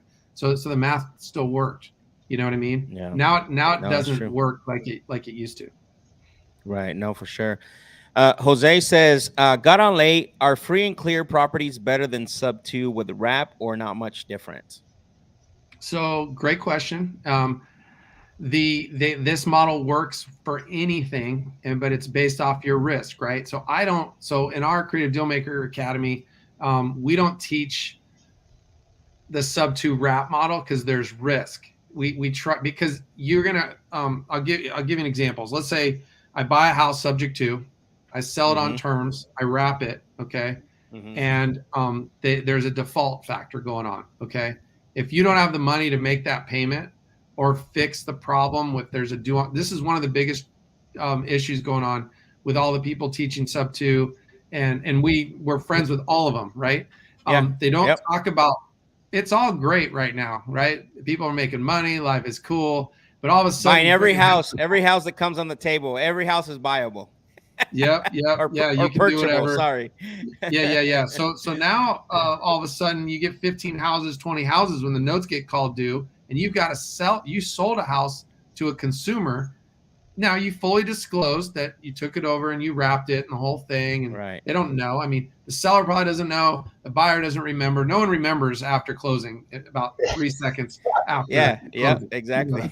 So all of a sudden there's a due on sale scenario, and now you got to fix the problem. Okay. So that's why we create first and second loans. When we do this model, when there is a problem, we either pay it off, or we sell the first lien to a note buyer or to our fund. I mean, that's why we do it that way. Most sub two people that talk about that, they don't talk about when the note gets called due and how to fix it when you don't have any money. They talk about here's how to get into a house with no money down and life's great. Well, if you don't have any money to fix the problem, you need to structure it in a way to where you can fix the problem and you don't harm the consumer that just moved their family in and gave you $50,000 down. So yes, do I like free and clear better? It doesn't really matter to me. And the free and clear ones are phenomenal because I can create. They're your chalkboard. I can whiteboard. You can. What's that? I say it's a clear whiteboard with the free and clears. Like you can come up with whatever scenario you want. Here's what I love about the free and clear, even the sub two deals. Most of my sub two deals that I take over, I always give the seller some sort of cash flow, always. Okay. Because guess what happens? This just happened to me last week. I have a Loan Depot that I sub-2'd 5 years ago, switched the servicer to Mr. Cooper.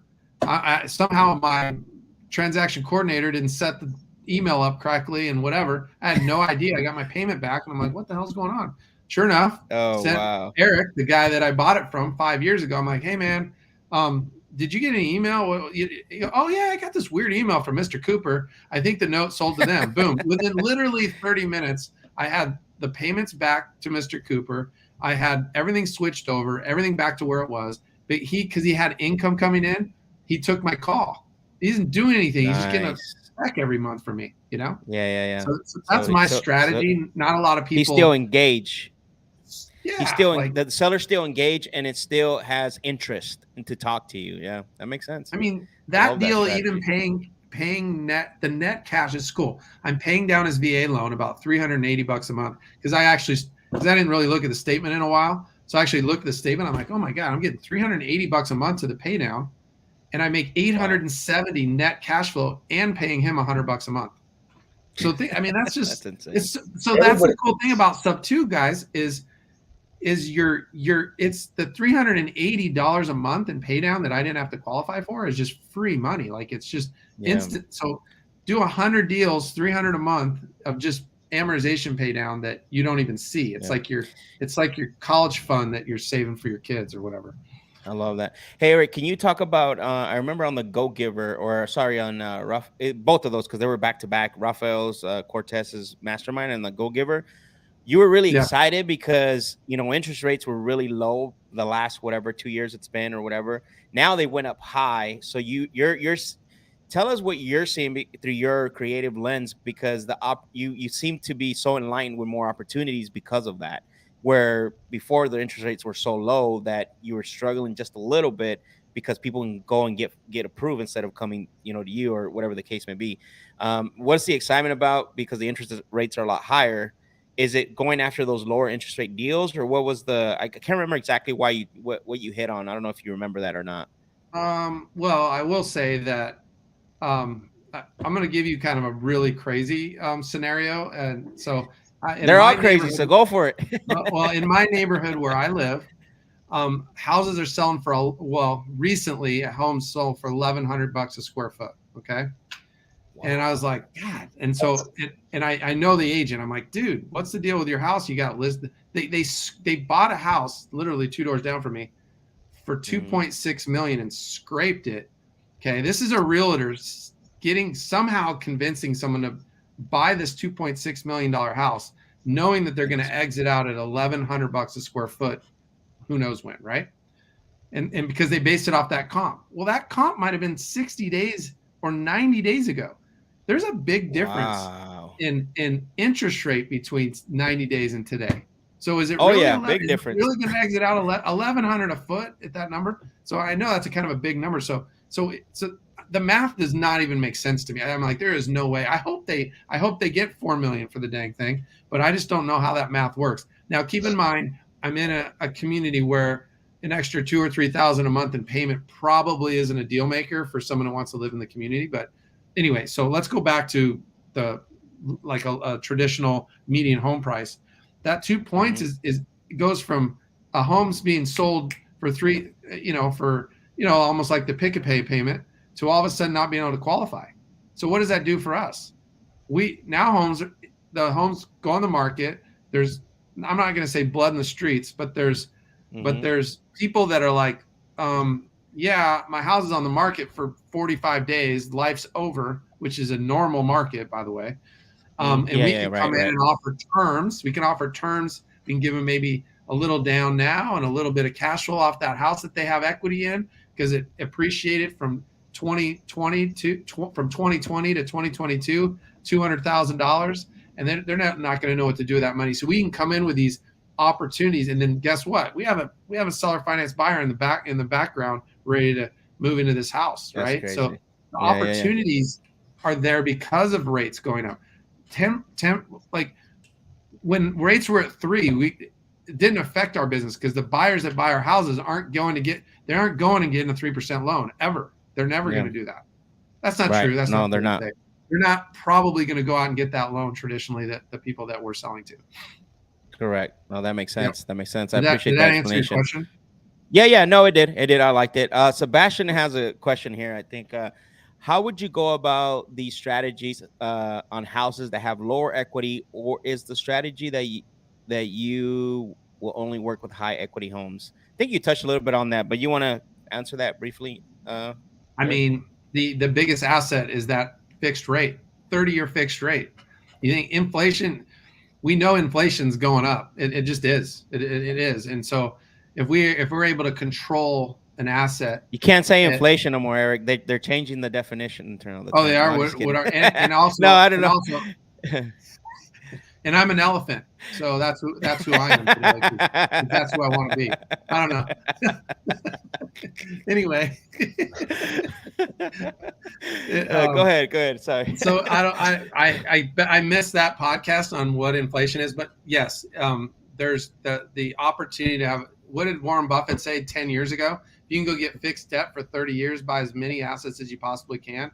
The second he said that, how many hedge funds came out of the woodwork and just are buying every single family home they can find for that reason, right? You're right. Well, we get the opportunity to do the same thing. We get the opportunity to go have conversations with people and convince them that their biggest asset is that 30-year fixed debt that they signed up for. Right now I'm in the search because I believe that. I believe that anybody was able to get a loan and get that debt fixed, that's going to be their best retirement. It really is. Especially with that. Like, think about this. What if we went in and partnered 50-50 with every single seller for the down payment and the cash flow? And we provided a lot of my sellers that I subtued years ago. They're in retirement homes getting monthly checks from me. And then if the house stays and they pass away or whatever, they get to pass that on to their heirs. So I mean, this is a real deal. So I'm in the search right now of making sure that you know how you got 72 sold? We were just talking about this today. Like, I mean, they spend like $2 million a month in marketing. They're on the freaking mound at Diamondbacks. They're everywhere. So I feel like there's going to be an opportunity for us to come up with a nationwide marketing platform to convince sellers that don't ever sell your house if you got a 30-year fixed mortgage. I don't know what it is yet. I like that because, you know, I love your strategy of, and I keep thinking about that since you said it, is giving the seller some type of interest through cash flow so they can, you know, be engaged whenever you need them and stuff. I love that. And it helps them as well, too. Daniel says, Sage, you know Daniel Quijano? He's part of a SubTube group. Yeah, okay, cool. Yeah, Daniel. We were Daniel. We were just talking today. He's a freaking rock star. Yeah, he has a lot of Yorkies. He's a Yorkie master. He's a Yorkie guy. Ryan's a wiener guy. We could, dude, I'm telling you. So I have a Morkie. It's a Maltese and a Yorkie. And this is what she does. She wakes up every morning. My wife gets up, goes to the bathroom. She comes in, my dog comes in, eats her earplugs, goes back, goes and has breakfast. This is not my wife eats her earplugs. The dog does. And then I'm literally, we're on a different tangent here, but I'm like, this dog's going to die because he's got like 30 earplugs in her stomach. Oh, wow. And I don't even think I snore. I don't snore. What? You can't let her swallow the earplugs. Hey man, she's got a system, and I'm sleeping. I don't know what she's doing over there. Daniel says, "Laugh out loud." Ryan gets it. Hey, Eric, do you still have some time to? We have a couple more really good questions. Do you mind hanging out for a little while, or do you got to go? No, I'm good. Let's go. All right, awesome. So Ken has something interesting. He says, "I don't think us Texans have a land contract." He says creative rules are different from my understanding. Do you own any properties in Texas? 100%. That's where we buy all our we want all our properties in Texas. If you have so Ken, so if you have any wholesale deals in Texas that you want to bring to us or creative deals, we would love to partner with you or buy the first liens from you. I mean, that's what we do. Texas, so Texas is funky. So if you can't list houses on MLS selling on terms, apparently, I just learned this recently. And we tried to do all sorts of creative ways of doing it on Zillow and different things. And so that's been a challenge. But and lease purchases and all that stuff is a challenge. But if you sell a house on financing and do a traditional mortgage like what we do, we don't have any issues whatsoever. So I mean, like you said, you can do land contracts, all that stuff. We don't do those. We treat everything like we're the bank. We do a note and deed of trust with everything. I love that. I don't know if I answered Daniel that. said, yeah, I think you did. Because I think the main concern there was he had a question about the land contract. But what I love is that Daniel says, what I love is that you can hear these guys explain this stuff a million times and still just be scratching the surface. Yeah, surface, of course. These guys are amazing. Mateo's got a good question. Is that his GQ picture? Dan Keano's. Yeah, GQ, man. Look at him. He's got the coat to the back and his hands in his pocket. And yeah, man, amazing. Glamour shot. Daniel, is that your glamour shot? That is. Wow. That was GQ, baby. GQ. Mateo says, on a creative deal, what's your expectations in terms of time, months to make back the money you put up front, if any, on the acquisition side, ROI? All right. So let's go back to the deal I just talked about in Phoenix. You know, they bought that at, let's just do the math real quick. Is it hard to find a house at 75% loan to value now? No. So let's just use that deal. So we sold it at 300,000. 75% of that's 2.25. Okay. Right. Plus the discount on the note. I think it was 8. So that particular deal, the acquisition price on that deal was like 175. They put 25 into it, got hard money. The hard money, this particular investor got the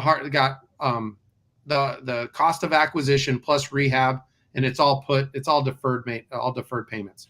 So he's all in for 210, sold it for 300 with 50,000 down.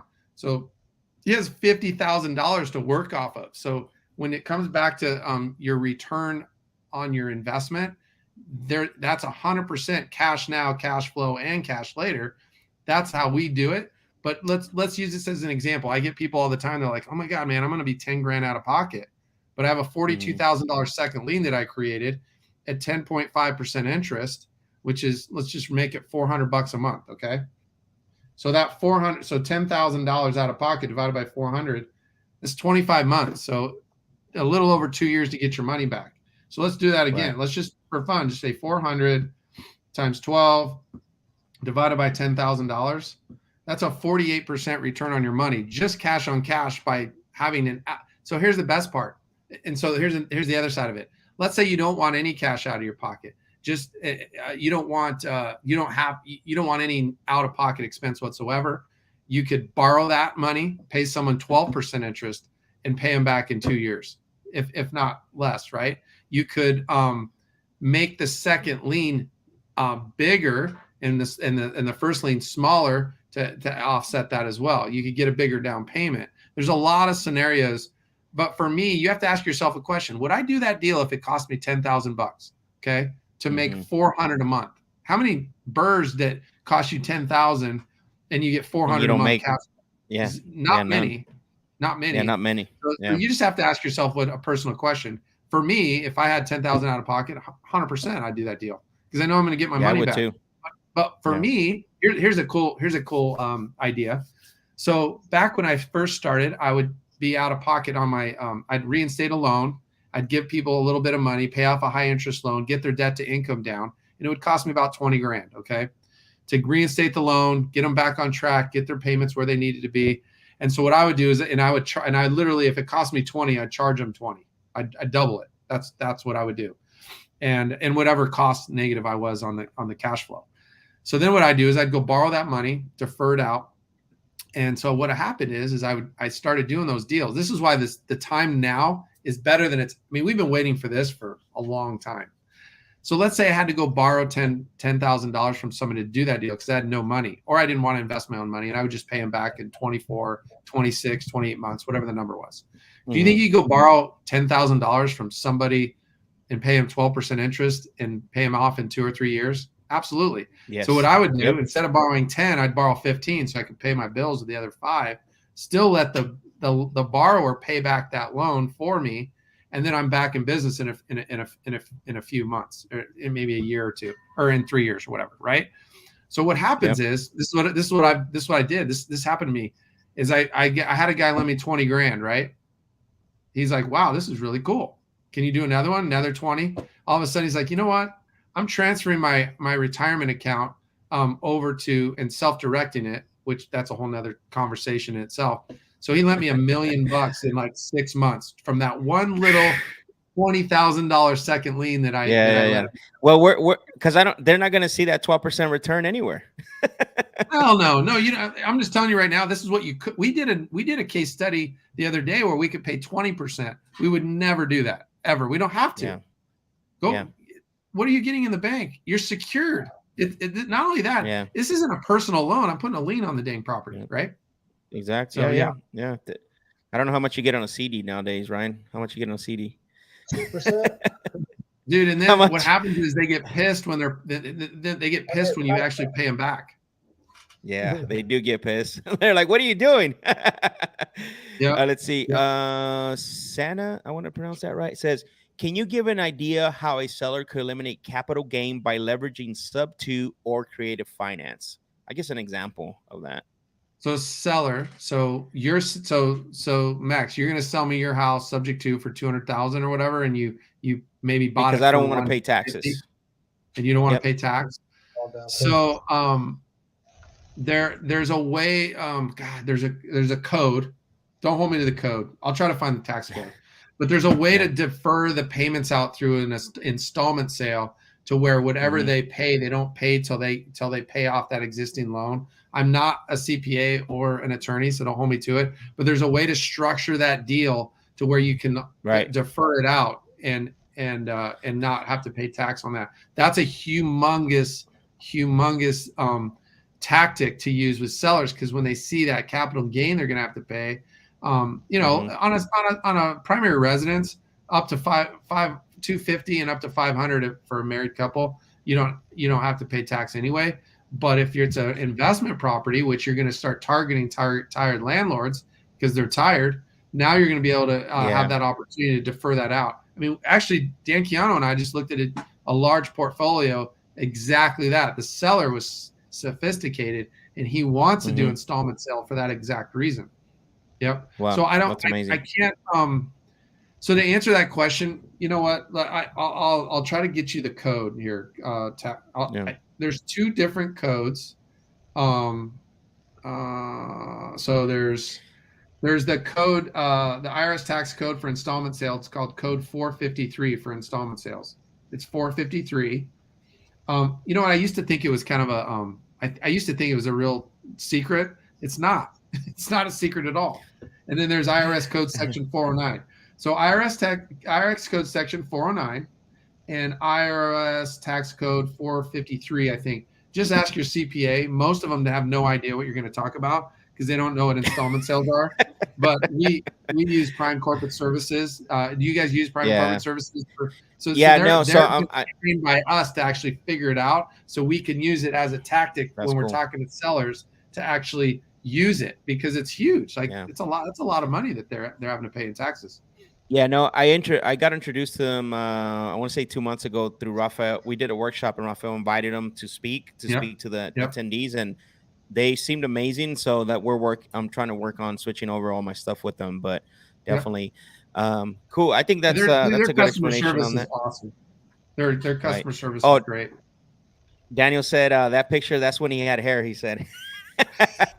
I knew it. That's what it is. That's what it is. All right, let's see. Jose said, based on median price for a market, what price range works best? 25% low medium or 50% overall prices? So is there something missing on that question?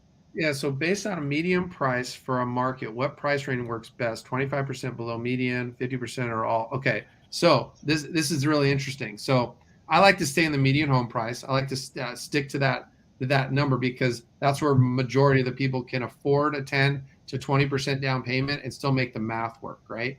And for us, our first liens that we create are 9.5 to 10%. That's what that's what our fund wants, a return, and that's the yield they want. So one of the things that happens with seller financing, this is a huge problem for a lot of people that do it. They're like, oh my God, I can buy this at 3 with a 3% loan. I'll just charge 6. Okay. And and so now I want to go sell that loan if I have to. It's not if and when, but you always want to create a first and second lien with the ability to always sell it for maximum value. Okay. You got to make sure they're underwritten. You're not doing it on a napkin. I mean, it's done correctly, right? It's service, taxes, insurance, all that stuff, right? So, so with that said, if you sell on terms at 6, the buyer, the guys like me that buy notes, they're going to want a yield, a 10% yield or a 9% yield or that 8. So what happens to that 6% loan you just created? You're just going to get crushed on the buy because the yield, you got to lower the sale price of that first lien to accomplish that yield that we want, right? And that's why, and if it's not written correctly, that's a whole nother thing in itself. But back to what I was saying is, if you stick to medium home prices, that's great. But here's what I think is going to happen. I think the higher price homes at $500,000, $600,000, $700,000, $800,000 house, I think you're going to have an opportunity to create great paper for sellers, give them the price they want, and create such amazing terms. And then I don't even want to talk about the collateral assignments and all this other stuff that we could do. But as soon as you get someone to, because this is the other issue, is all the guys that are doing these amazing seller finance deals with getting sellers to carry at 0%. They're stuck with that 0% for that one property. Whenever I get a seller to carry terms with me, I always have the opportunity, if house sells or refinance, to move that debt to another property or properties for the term of that note. So if they give me a 30-year term, I get access to that debt for 30 years. No one's doing that. Well, I'm not saying no one, but traditionally the average direct to seller, wholesaler, fix and flipper that's going direct, they're creating all these amazing terms, but not putting one little terminology in the contract to be able to have access to that debt. So think about having access to all your seller that when a seller carries that note and you're able to move that around forever. Like literally, I mean, wow, that's amazing. We gotta talk about that I can put it on my agreement. Yeah. Yes. Yeah. Yeah. It's the terms that you create. So, and most of the sellers are fine with it. They just want it secured, right? And the best part is if someone gives you a 0% loan on a house, typically you're paying them close to retail. So you get to move that loan to any house equal to or less than retail. I mean, we're negotiating one today, and we're still following up with the seller, but ARV was 350, seller was at 330. We were getting it 0% interest, 0% down, 30-year amortize. So it seemed like a pretty good deal, but I didn't know if it's 0%, you would just take it's 330 divided by what is that, 360? So their payment's 916. Yes. So you get access to $300,000 for $900 a month for 30 years. That's so crazy. I now never looked at let's it say that way. hypothetically you go sell that house tomorrow and you go put that 300,000 on 3 or 4 other houses and you keep paying them their 900 for it's done. That's the thing that you make. That's crazy. It's not saying you will sell it or you will or the house will sell or whatever. If you get 0% interest, you want to keep that asset forever, but really you want to keep the debt forever as long as you can. Yeah. Right? That's where we're stuck right now, because the seller's older and he's trying to give us a 5-year balloon, and then we're pushing it. So that's one of the challenges, because he is 70 years old. So he said he don't know if he'll live that long. But he does have a wife. We've discovered. Go ahead. No, but here's the cool thing. So typically when I do the terms of sellers, I try to get them to 10, is like maybe meet them in the middle at 10. Because think about it, like that's still $916 a month times 120 months. That's still $100,000 you paid down on that note. Yeah, that's crazy. So you're getting 0% interest for $300,000 for, you can move it around if you need to, but that deal, I like to talk to you. Is fine. Yeah, I love to talk to you in more depth about moving that around, because that's kind of going off my making my head work right now. Like, what do you mean? But that's probably it'll move your head. Probably a whole conversation. So that's the hack of all hacks. Yes. It says, not sure if I'm missing something, but when you say 30 to 4-year loan, do those get renewed afterwards? Let's say 5 years later at a higher interest rate. Doesn't that play into this? And then he has a follow-up comment, which is not sure if it's a Canadian thing, because Sebastian's actually was part of one of my students in the closers master class. So he's out in Canada and he's doing deals. He can't pull list. He can't look up buyers like we can. We're so spoiled here in America, man. Like, but he's doing deals. I speak a little Canadian because my wife's from Manitoba, so I don't understand a lot of things she says, but that's okay. But yeah, Canada would be, oh man, I'd love to see how you do deals in Canada. That'd be fun. But so to answer your question, but when you say 30 to 40-year loans, so we do 30-year terms. We're not doing 40 years yet. It just isn't something new. I just brought up I was like, wow, that actually might make sense, because it makes the payment more affordable, but it's really not that. It doesn't change that much. It just adds more interest to us. But on the 30-year, so when we sell houses to owner occupants, we do 30-year terms, no balloon. That's how we do it. Yep. Yeah. So I don't think that we don't do balloons. We can do with investors, we can do balloons, but we typically just deal with the owner occupant world. We want them to have home ownership, bring their families in. Like we talked about before, you sell a house on seller financing. You're the bank, 2-bedroom, 1 bath. You go by there 6 months later. They turn the carport into a garage.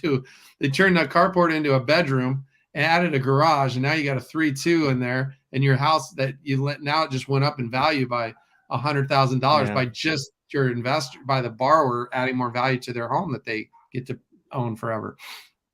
That's awesome. No, I appreciate that. That's a good answer.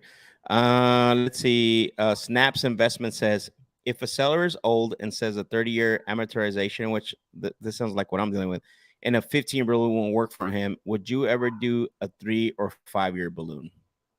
And I think he's got a follow-up comment. Move it around as selling the note.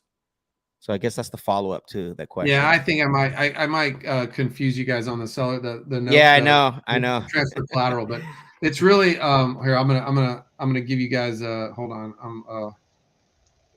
I'm just gonna hold on. I'm gonna bring this up real quick, and then I'm gonna answer that question. So, hold on a second. I just want to make sure So what we do is, I always call it transfer collateral. It's substitution of collateral. So we can move the collateral to other assets if that property sells or refinances. So if they give us 10 years or 15 years or 30 years on that loan, we can, just as long as it's like property or properties, we can go secure their money on another asset. Okay. But so let's go back to what was this? Okay. So would I do a 3 to 5 year balloon? So if your seller is like, I'll give you 0% financing for $1,000 a month for 60 months. I mean, that's $60,000 paying down principal. So what I would do, 100%, I would do that deal. I would still create a first and second. Now potentially it depends on the asset. Like, could I turn into an Airbnb? Could I turn into just a straight up rental and forget about it because I got 0% interest? That's that asset. I have to see the asset. But if I'm just strictly selling it on terms, I can go sell that house for $350, get $35,000 down. Okay.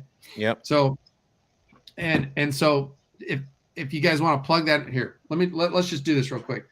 You guys got a second? I want to do this. I want to do the math. No, go ahead. I want to do the quick math. So let's say you sell that on terms to somebody for $350 and you get $35,000 down, 10%, right? Sell it for 10% interest. So the payment's $2,700 a month plus tax insurance. So that buyer is going to pay $3,000 a month to own that house. Chances are in Phoenix, Arizona, which this probably is, right? This house, $335. Yeah.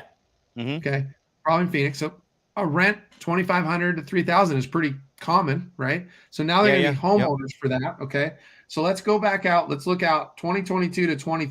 What do we do? 5-year balloon. Yeah. So in 5 years, in 2027, that buyer. Hold on, let me go back to the original loan amount. The original loan amount is $315 because they put $35,000 down, right? Right. So now that borrower is going to owe you in 2027 $303,000. Okay. Got it. Right. Yep. That's what they owe you, but you are borrowing how much? $335. What are you borrowing? $330. It was $330. $330. Okay, and you're paying. Let's just say it's $1,000 a month. You could sell it for $350 all day. Like that's. I mean. Oh yeah, especially on term, right? Yeah. So now. Yep. In 60 months, you're gonna owe $270. They're gonna owe $303. Right. Okay. But I would still do. So what I would do is I'd create a first and second the same way, and then in 5 years, if you have to balloon them out, you just sell the first lien and still keep the second lien. That's an option. Or you ask the guy to renew. So you're borrowing short, selling long. But I guess this is a bad example because there's risk. But for me, okay, because I have money, I would borrow short and buy it and sell long on that one because of the 0% interest. That's what I would do. Right. Okay. But does that matter? Fair enough. Like, think about it. That not to mention, hold on a second. You're getting let's go back to the math real quick. You're getting $2,700 a month, but it costs you $1,000. Yeah, I know. Okay. So now your net cash flow is $1,700. So let's just say for kicks and giggles, you just throw it all into the balance, which I wouldn't. I would just take the cash flow. But 60 months later, that's another $100,000 in cash flow, plus the pay down of $60,000. That's $162,000 in pay down that you made in 60 months if you just did that. And guess what else you don't have? I didn't even take into account the $35,000 down payment you got. Let's give that. Let's say you get half of that. Let's say it's $20,000. So now that deal turns in that 100% financing deal you're buying turned into $182,000 in profit in 60 months. And that doesn't include if the property. Well, who knows not right now, but if the property appreciates too, even. Well, no, I'm just talking about selling it on terms and not even. Right. But if it does appreciate, fine. But I would have a first right of refusal to buy the house back from the guy that bought it from you or family or whoever. But I would just keep collecting payments and just sell it on terms that way. But there's a lot of scenarios there, but that's a lot of money. 180. Okay, so is it possible that house appreciates $182,000 between now and 5 years? That'd be a lot, wouldn't it? Yeah, that'd be a lot. I don't think so. I mean, divided by 335. That's 10%, 11% a year. I don't know. Maybe. Yeah, maybe. You divide that by a month. They're not building. Here's the thing: cost of construction, inflation. They're not building more homes in Phoenix right now as much as it's just harder, right? No, they're not. They're not. So I believe. Man. So anyway. Yeah, no, I love that. That's crazy. So we got one more question, Eric, and we'll wrap up. Okay. Claudio came in and says, Eric, are you doing multifamily deals also? How do you feel about wholesaling them and not only focusing on single family residents, economies of scale? So, like I said before, I take my cash flow from my notes and I take that money and then I go buy multifamily for the depreciation because the cash flow from is regular income, right? It's taxed as regular income. So I need the depreciation from my multifamily deals to offset, and my other real estate deals to Yeah. offset my income tax. That's just what I do. Can you hold? Can you wholesale multifamily? Absolutely. I mean, you can. I made a lot of money Yeah. brokering big deals, but I don't. I like. Here's the thing. I love to wrap up. When you sell a house to someone who had been out of a family, they then work. The husband and wife been working at this restaurant for like 18 years, and they'd saved $28,000 for a down payment for a house. Well, they had 28,000. They didn't know they could buy a house, and they've been renting their whole lives, and then 2 weeks later, they're homeowners. To me, that's a purpose. Like I could literally wake up 50 years from now, which will all be 100, by the way. That I could know that I had to make a difference in other families that want the American dream. So that's the whole real reason, and we make a good living doing it. I mean, we just ran the math over. You just provide a home ownership for someone, made $182,000 in cash flow, but whatever. That's amazing. I want to add something to that, Eric, because in 2019 we pulled the list of multifamily, and I you our average assignment fee on a multifamily deal between duplexes and fourplexes, we didn't go past that, was around $30,000. And the one thing is, did we make good money? Yes, but I wish we would have kept them instead, because 100%. the prices the prices we were buying them at, because we were negotiating them so deep. I look back and I'm like, man, but it is what it is. I can't look back. But I just wanted to add that to Claudio's question is, if you are thinking about that, you might also want to consider, when you're negotiating these multifamily deals at a deeper discount, like you are single family homes, because we wholesale at least once a month, one probably multifamily deal a month in 2019. And I'm like, man, we should have kept those. But hindsight 2020, anyways. Hey, but you know what? You're still in business. You're doing fine. I think multifamily right now, if you're able to do creative financing, you can provide a ton of value to sellers because interest rates are so high. So the cap rates are based off of cash flow, and with rates went up 2 points, so your sellers want the old cap rate price, right? But there's no debt that will allow it to do that on the from just taking bridge debt to perm, right? So if you can help those sellers get the price they want, they're willing to carry back and get paid over time. And here's the best part about multifamily investors: they want the income. They already have the tax benefits. Create an installment sale model to help them with the tax benefits, and then from there, they're still getting income without headaches.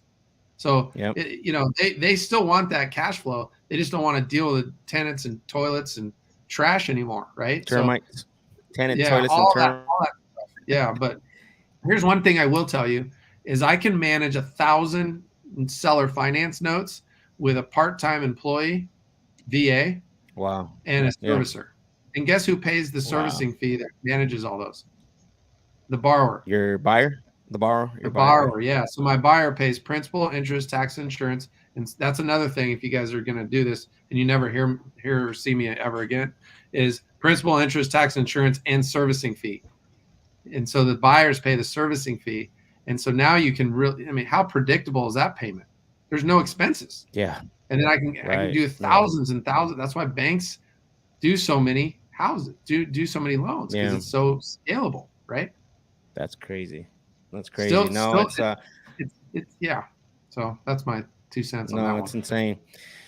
Man, this is incredible. We're almost at the 2-hour mark. We're like, it's been a lot of knowledge drop. Ryan's just been quiet over here, absorbing everything. I know you guys have asked some amazing questions, and Eric's been gracious enough to drop his knowledge and his expertise and his experience and answer all of our questions. And man, thank you very much, Eric. I really appreciate it. We got to do this again. I think there's a lot of, this is like an onion. It's like you peeling it, and it's like, hold on, and it continues to peel and peel and peel. And I don't think there's an ending for it, Eric.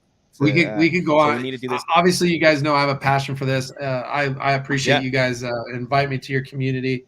If there's anything I can do to help or be involved, let me know, and we'll definitely talk later and see if we can help you guys do some more deals this year for sure. Yeah, no, for sure. We're gonna connect. Ryan just messaged me and said we need to meet. We need to meet with Eric. So he and we definitely want to do some more deals with you. And we're getting deals across the. Anyways, we'll talk a little bit offline what we're doing and stuff. Yeah. But everyone, thank you for joining us on Club Collab tonight. I'm gonna pull you off here, little Eric, and I'm gonna make an announcement. So.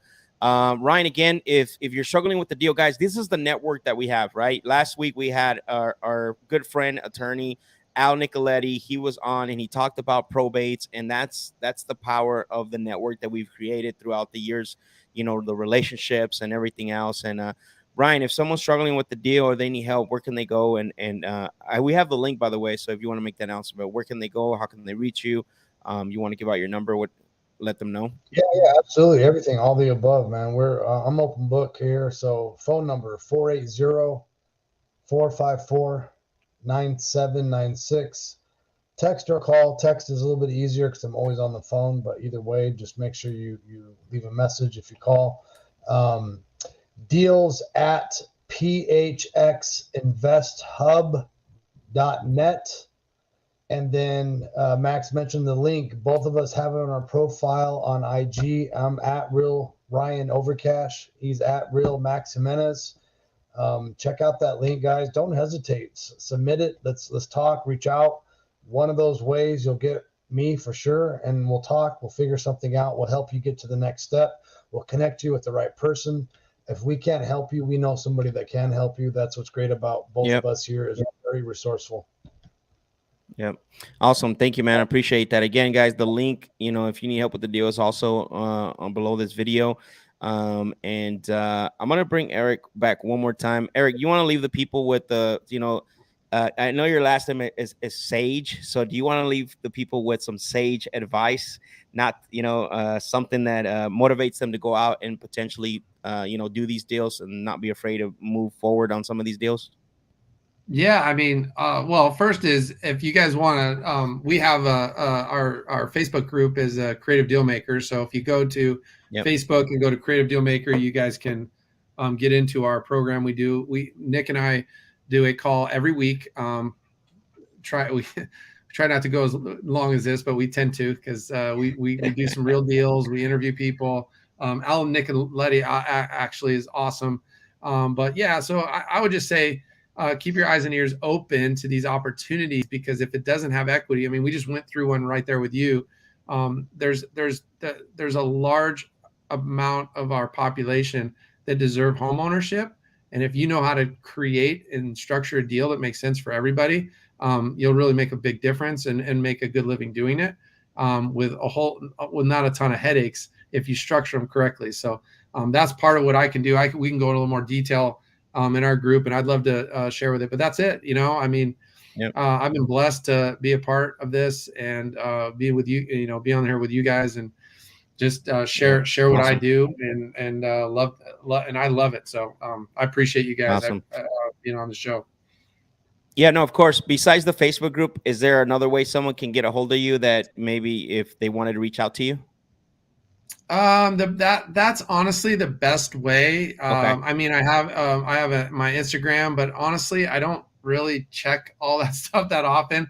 I really want everyone to come into our community so they can, they can understand what we do. And if you have deals and stuff, that's how it all happens, just like you guys do. So go into Creative Deal Maker, Facebook group, opt in and ask for a few questions, put them in there, and then get on calls and start being a part of the community and doing some deals that way. And you know, one of the cool things is by being in there and us being an option for exiting out of that first lien and paying off your hard money loan or whatever, it's a huge confidence booster to go do a deal. You know, I've got people all over the country now. They're like, oh my God, Eric, I'm in Indianapolis. I have 6 rental properties. What do I need to do to exit out of this note? And so I gotta walk through it, but we get to do it live. What I hate doing, honestly, is having a conversation with one person that I know that 100 people could benefit from. And so I'm, you know me, like I'm totally Oh yeah. approachable and No, I I love will it. talk about, yeah. No, I love that. And you know, one thing why we connect is because you have a passion for what you do, right? Which is what we talked about all night. It's the same thing. I have a passion for, you know, the show that I do, the Club Collab, and also the Closers Lab, and we do it, and we rather share with as much people as possible. So what I'm gonna do, Eric, I'm gonna put the link to the Facebook group in this Yep. segment, so that way people can go directly to it. So I really Cool. appreciate it. Thank you, everyone. Go ahead. You had one more thing to say, Eric? I'm sorry. No, I'm all good. Yeah, I appreciate it. Thank you. Okay, cool. Awesome. Well, thank you, everyone. Appreciate you joining us tonight. Go out there and crush it. Don't be afraid and reach out. And the link for the Facebook group will be in this video. And I appreciate every single one of you